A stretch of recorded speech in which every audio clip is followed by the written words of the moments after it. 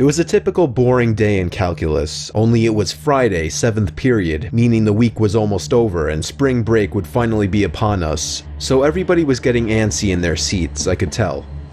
We didn't have a test that day like a lot of my friends did with their other teachers, so our teacher in the middle of class just decided to start playing games with us on Sporkle.com.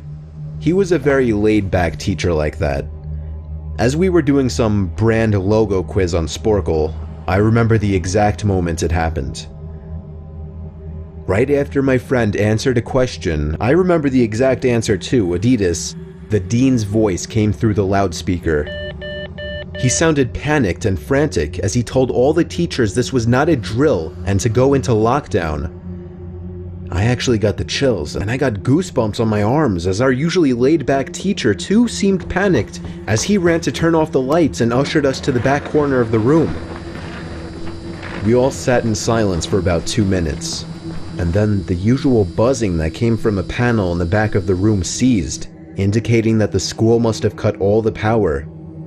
We all looked at each other, realizing this must be serious.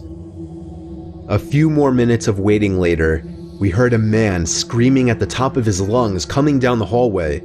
2 girls in the class actually started crying, which made all of us even more scared. As the screaming got closer to the classroom, the lunatic-sounding man started banging on the lockers while screaming, "I'll kill all of you." It was at that moment that I started to fear for my life. My teacher shushed us as we all looked at each other to see our peers' reactions. The banging then moved from the lockers to our classroom door, and that's when one of the crying girls screamed no. The banging on the door only grew worse as the man started screaming, "Open up." 2 of the girls in the class were crying out loud now. It felt like an eternity that man was pounding at the door, but eventually he finally continued down the hallway, screaming like a mentally insane person until we could not hear him anymore. I'd say 10 minutes later, though it felt like half an hour given the situation, the dean came back on the loudspeaker explaining the situation, which was surprising for him to do. He explained that some apparently mentally unstable person entered the building and assaulted the woman sitting at the front desk, causing her to flee the building screaming, and staff wasn't sure if the man was armed or not.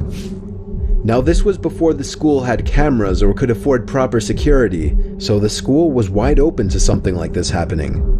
The staff had done a sweep of all the hallways and classrooms and couldn't find him, so the dean instructed the teachers to resume teaching but to keep all the doors locked and to not let any students leave for any reasons.